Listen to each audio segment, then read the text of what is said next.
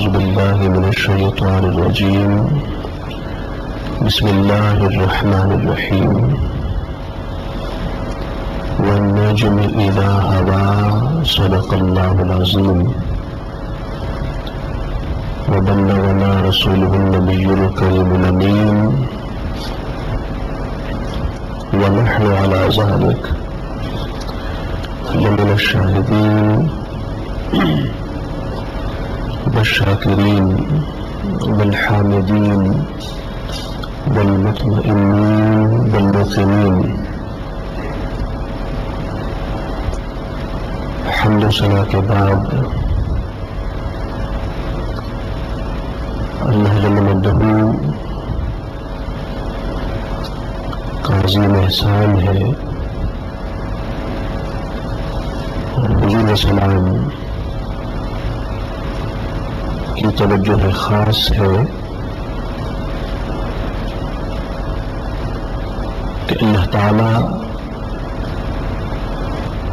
کی توفیق سے اور حضور السلام کی توجہ خاص سے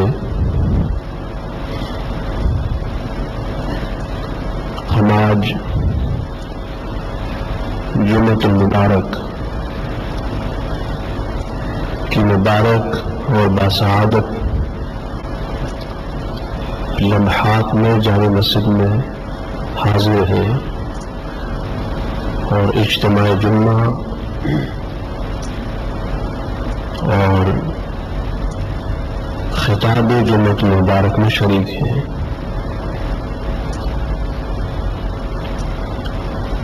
آج کے جمعۃ المبارک کے خطاب کا موضوع ہے سجدہ حسین، سورہ نجم اور احادیث طیبہ کی روشنی میں. دراصل یہ موضوع سخن تھا اور موضوع خطاب تھا عاشوراء کے دن، لیکن تنگی وقت کے سبب سے یہ خطاب نہ ہو سکا. سو بعض احباب نے اور بعض محبین نے یہ درخواست کی کہ اگر خطاب جمعہ سجدہ حسین ہو جائے تو زیادہ اچھا رہے گا. سو بعض احباب اور محبین کے اصرار پر آج کے جمعۃ المبارک کے خطاب کا موضوع سجدہ حسین ہوا.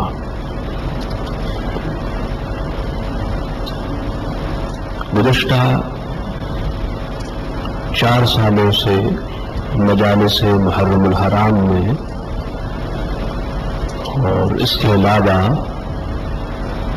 دیگر خطابات میں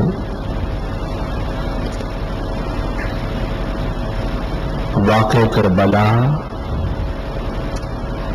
اور شان صحابہ، شان اہل بیت، محبت صحابہ، محبت اہل بیت کے عنوانات پر اور اس کے مختلف گوشوں پر خطابات ہوئے.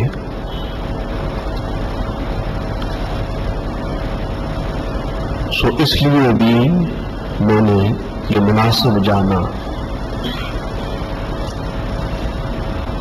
کہ آج کی جمعۃ المبارک کا خطاب سجدہ حسین پر ہو. اور یہ بات آج تک راز میں تھی اور اس بات پر آج تک پردہ تھا، حجاب، کہ سید امام حسین رضی اللہ تعالیٰ عنہ نے شہادت کے وقت اور پھر اللہ کی عبادت کی مختلف شکلوں میں سے سجدے کا انتخاب کیوں کیا؟ سجدے کا انتخاب کیوں کیا؟ قیام بھی عبادت ہے، نماز میں قیام ہوتا ہے، آپ کھڑے ہوتے ہیں، ثنا پڑھتے ہیں، سورت پڑھتے ہیں، تو قیام عبادت ہے، کھڑا ہونا یہ عبادت ہے۔ رکوع عبادت ہے، رکوع میں اللہ کی تسبیح ہوتی ہے، اللہ کی پاکی کا اظہار ہوتا ہے، رکوع بھی عبادت ہے۔ التحیات بھی عبادت ہے، اس میں سلام ہوتا ہے، درود ہے، دعا ہے، اللہ جل مجدہ کی حمد و ثنا ہے۔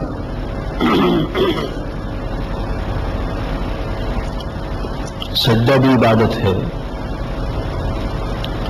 سجدے میں تسبیح ہوتی ہے، اللہ جل مجدہ کی بزرگی کا اور اللہ کی بڑائی کا بیان ہوتا ہے۔ سو جب قیام بھی عبادت، رکوع بھی عبادت اور التحیات بھی عبادت، تشہد میں بیٹھنا یہ بھی عبادت اور سجدہ بھی عبادت، امام حسین رضی اللہ تعالیٰ عنہ نے عبادت کی مختلف شکلوں میں اور مختلف صورتوں میں سجدے کا انتخاب کیوں کیا، سجدے کو کیوں چوز کیا۔ آج کی خطاب جمعہ میں ہم اس سوال کے جواب دینے کی کوشش کریں گے اللہ کی توفیق سے اور حضور السلام کے نالین پاک اور حضور کے قدمین طیبین کے صدقے سے۔ یہ بات ذہن میں بٹھا لیں کہ امام حسین رضی اللہ تعالیٰ عنہ جہاں اور مختلف خوبیوں کے اور اوصاف کے مالک تھے، وہاں آپ ایک بہت بڑے عالم بھی تھے، قرآن و حدیث کے بہت بڑے عالم بھی ہوئے، اور آپ نے قرآن کا علم اور حدیث کا علم براہ راست حضور علیہ السلام سے اور براہ راست اپنے والد ماجد سے سیدنا علی المرتضیٰ رضی اللہ تعالیٰ عنہ سے اور براہ راست اپنے والدہ ماجدہ خاتون جنت سیدتنا فاطمہ الزہرا رضی اللہ تعالیٰ عنہ سے حاصل کیا۔ سو آپ جانتے تھے قرآن کی مختلف آیات کی روشنی میں اور حضور علیہ السلام کی مختلف احادیث کی روشنی میں کہ سجدے کا مقام اور سٹیٹس اور سجدے کی فضیلت اور سجدے کا ثواب اللہ کی بارگاہ میں کیا ہے۔ سجدہ خلاصہ ہے ہر عبادت کا،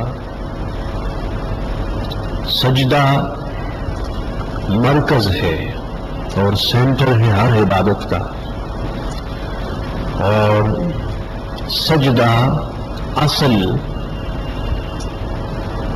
ہے ہر عبادت کا، ایسنس آف ورشپ، جوہر عبادت اور اصل عبادت ہے، اور سجدہ روح عبادت ہے۔ قیام، رکوع، تشہد اور التحیات یہ جسم ہے، باڈی ہے نماز کی، اور اس جسم کی روح سجدہ ہے، روح عبادت سجدہ ہے، چاہے وہ نماز ہو یا نماز کے علاوہ کوئی اور عبادت ہو، ہر عبادت کی اصل سجدے سے نکلتی ہے، اور ہر عبادت کی روح سجدہ ہے اللہ جل مجدہ کے سامنے، اللہ کی بارگاہ میں۔ چنانچہ حدیث پاک میں ہے، حضور علیہ السلام نے فرمایا اقرب ما یکون العبد من ربہ وہو ساجد، کہ جب انسان سجدے میں ہوتا ہے تو وہ ساجد، سجدہ کرنے والا انسان اللہ کو سب سے زیادہ قریب ہوتا ہے۔ قرب خداوندی، قرب الہی، ڈیوائن نیئرنیس اور ڈیوائن کلوزنیس، یہ حاصل ہوتا ہے مومن کو، انسان کو فقط سجدے سے۔ جب انسان قیام میں ہوتا ہے تو اللہ کے قریب ہوتا ہے، رکوع میں ہوتا ہے تو اللہ کے قریب ہوتا ہے، التحیات و تشہد میں ہوتا ہے تو اللہ کے قریب ہوتا ہے، لیکن جب سجدے میں ہوتا ہے تو اللہ کے زیادہ قریب ہوتا ہے۔ تو قریب ہونا اور ہے اور زیادہ قریب ہونا اور ہے۔ امام حسین رضی اللہ تعالیٰ عنہ نے سجدہ اس لیے کیا اس وقت، اور سجدے کا انتخاب محض اس لیے کیا تاکہ وہ اپنے رب کے سب سے زیادہ قریب ہو جائیں، اور شہادت ہو اور وصال ہو تو اس حال میں ہو کہ امام حسین رب کے سب سے زیادہ قریب ہو، اور وہ تو تھے ہی قریب، وہ تو تھے ہی قریب اور قریب ہو گئے۔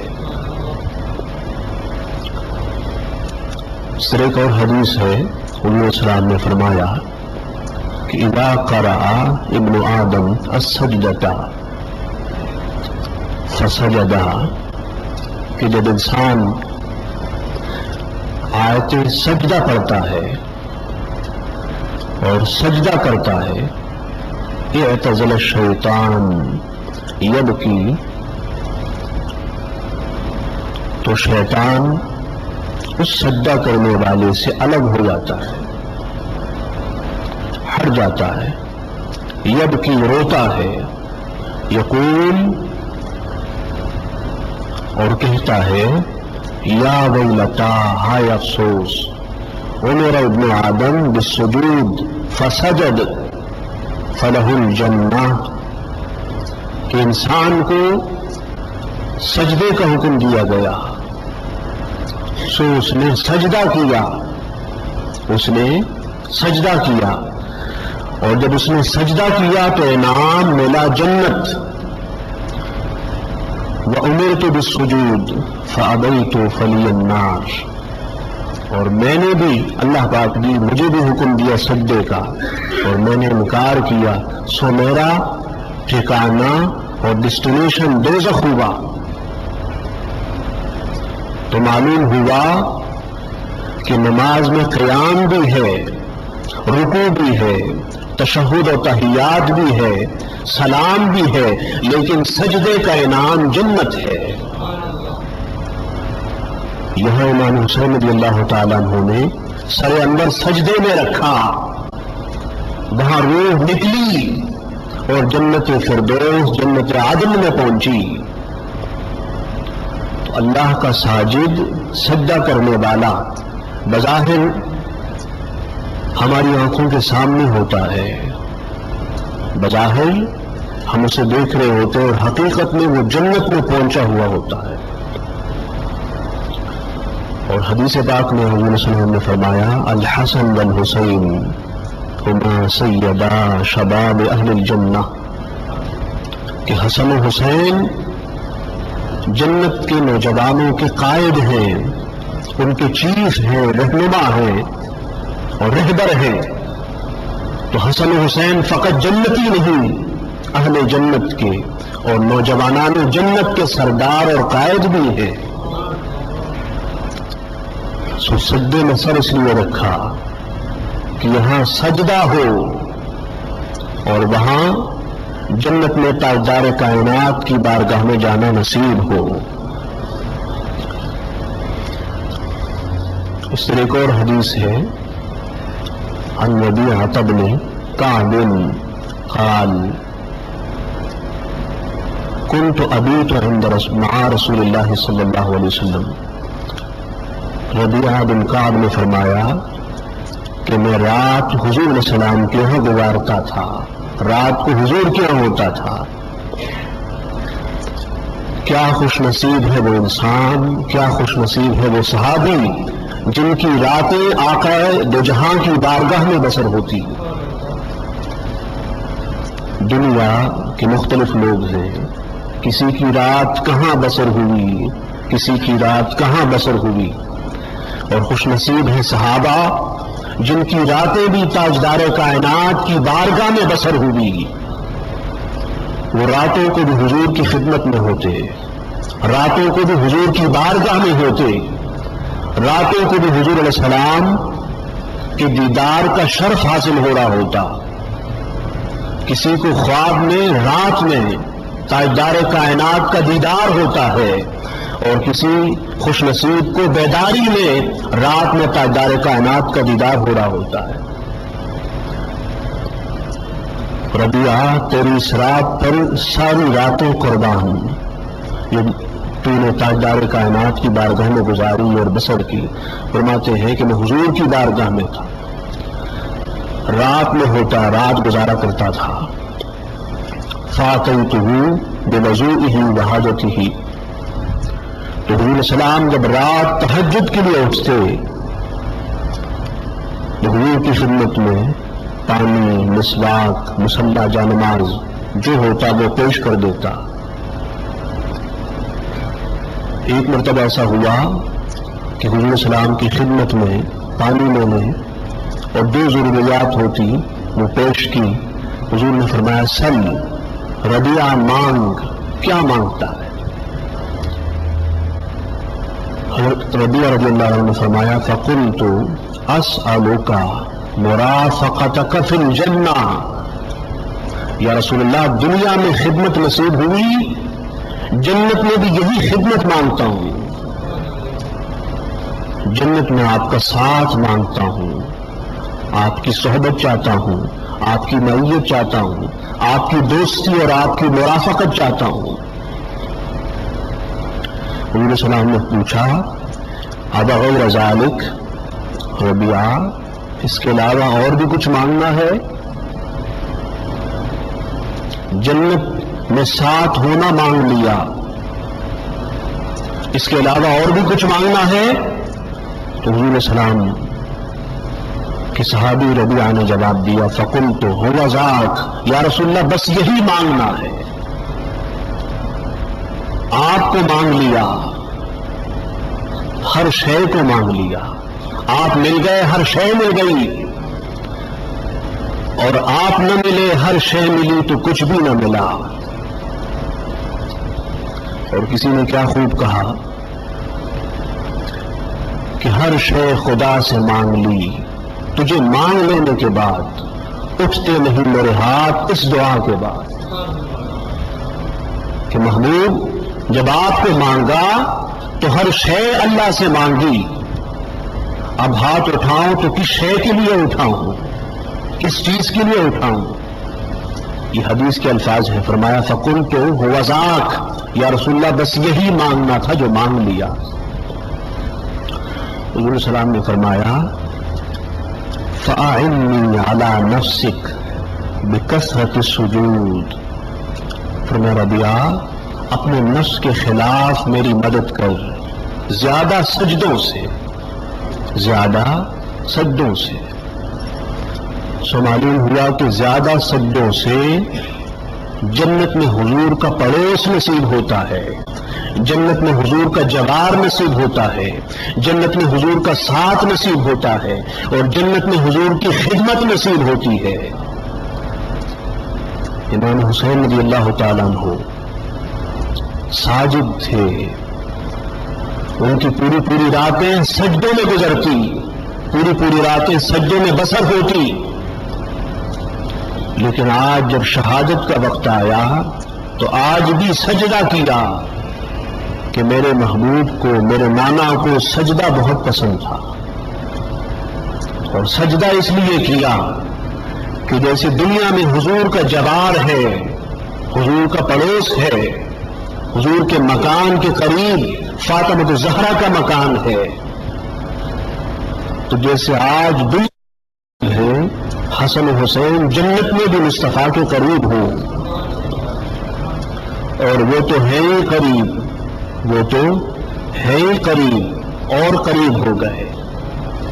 لوگوں سجدوں سے حضور کا پڑوس ملتا ہے، سجدوں سے حضور کا جوار ملتا ہے، سجدوں سے حضور کا قرب نصیب ہوتا ہے، اور سجدوں سے جنت میں حضور کا ساتھ نصیب ہوتا ہے، سجدوں سے جنت میں حضور کا دیدار نصیب ہوتا ہے، اور سجدوں سے جنت میں حضور کی صحبت میسر آتی ہے۔ اس لیے امام حسین رضی اللہ تعالیٰ عنہ نے سجدہ کیا، اور حضرت حذیفہ کی روایت ہے، انہوں نے فرمایا کہ ما من حالت یکون العبد علیہا احب الی اللہ من ان یراہ ساجدا ووجہہ فی التراب، کہ اللہ کے رسول صلی اللہ علیہ وسلم نے فرمایا کہ انسان جب سجدے میں ہوتا ہے تو وہ حالت اللہ کو بہت پیاری لگتی ہے، بہت اچھی لگتی ہے، ہر حالت سے، ہر کنڈیشن سے جب وہ سجدے میں ہوتا ہے تو اللہ کو سجدہ بھی پسند، اور جو سجدہ میں ہو وہ بھی پسند۔ حدیث میں آیا کہ اس کا چہرہ زمین پر مٹی میں ہوتا ہے، وہ سجدے میں ہوتا ہے، جب وہ سجدے میں جاتا ہے تو اللہ اس کو اپنا محبوب اور اپنا دوست بنا لیتا ہے۔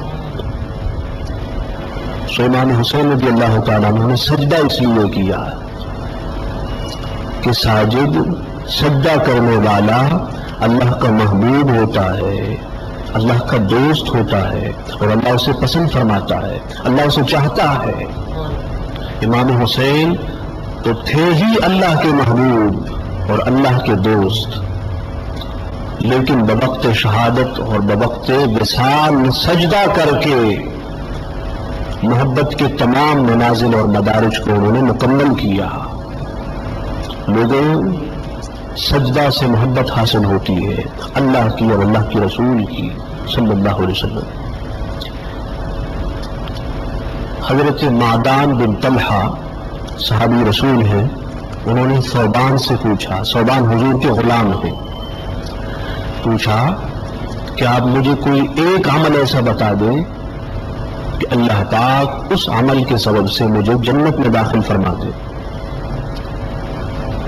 ثوبان نے سنا، خاموش رہے، انہوں نے سوال پھر دہرایا، خاموش رہے۔ فسألت الثالثۃ، انہوں نے تیسری بار پوچھا، وہ خاموش رہے، اور جب تیسری بار پوچھا تو انہوں نے فرمایا کہ میں نے حضور السلام سے سنا، آقا علیہ السلام نے فرمایا علیک بکثرۃ السجود فإنک لن تسجد للہ سجدۃ الا رفعک اللہ بها درجۃ وحط بها عن خطیئۃ۔ حضور السلام نے فرمایا کہ سجدہ زیادہ کیا کرو، ہر وقت سجدہ کیا کرو، دن میں رات میں اللہ کے ساجد بنو، اس کے سامنے سجدہ کرنے والے ساجد بن جاؤ۔ فرمایا کہ جب انسان سجدہ کرتا ہے تو تو اللہ اس کے درجے کو اور گریڈ کو بڑھاتا ہے اور اس کے گناہ کو مٹاتا ہے۔ سیدنا امام حسین رضی اللہ تعالیٰ عنہ نے سجدہ کر کے اپنے درجات اور گریڈز کو بڑھایا ہے۔ خدا جانے وہ سجدہ کیا تھا اور اس کی کیفیت کیا تھی، وہ فقط امام حسین جانے یا پھر وہ رب جس کے سامنے سجدہ کیا وہ جانے۔ ایک سجدہ نماز کا ہوتا ہے، ایک سجدہ نماز کا ہوتا ہے، اور ایک سجدہ عشق و محبت کا ہوتا ہے۔ ایک سجدہ نماز کا ہوتا ہے اور ایک سجدہ میدان جہاد اور میدان کربلا کا ہوتا ہے۔ ایک سجدہ وہ ہے جو خانہ کعبہ میں ہو، بیت اللہ میں ہو، وہ الگ ہے، اور جو تلوار کے سائے میں ہو، میدان جنگ میں ہو، وہ سجدہ الگ ہے۔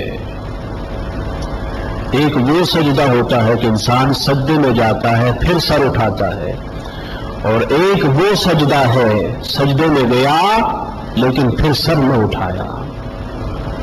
سو امام حسین وصال کے وقت سے لے کر شہادت کے وقت سے لے کر قیامت تک سجدے میں ہے، آج بھی سجدے میں ہے، آج بھی بارگاہ خدا ہے اور سجدہ حسینی ہے۔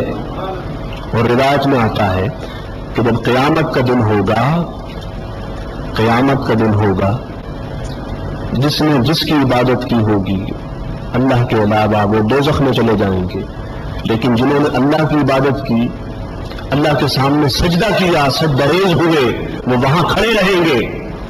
فرشتے کہیں گے مومنو جنت میں جاؤ، جاتے کیوں نہیں، کیوں کھڑے ہو؟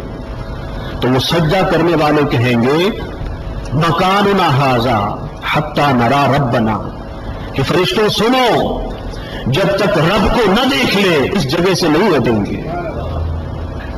چنانچہ روایت میں آتا ہے اللہ پاک پردہ اٹھا دے گا، آج سجدہ ہے اللہ کو، لیکن اللہ کو نہ ہم دیکھ رہے ہیں اور نہ دیکھ سکتے ہیں۔ قیامت کے دن سجدہ کے سامنے خود خدا ہوگا، پردہ اٹھا دے گا، یہاں سجدہ ہوگا وہاں دیدار ہوگا۔ یہ سجدہ شہود ہے، یہ سجدہ شہود ہے، اور آج کا سجدہ سجدہ غیوب ہے۔ آج جلوہ سامنے نہیں ہے، آج خدا نگاہوں سے اوجل ہے، اور قیامت کے دن سامنے خدا ہوگا، اور سجدے میں گر کر خدا کا جلوہ تکرے ہوں گے۔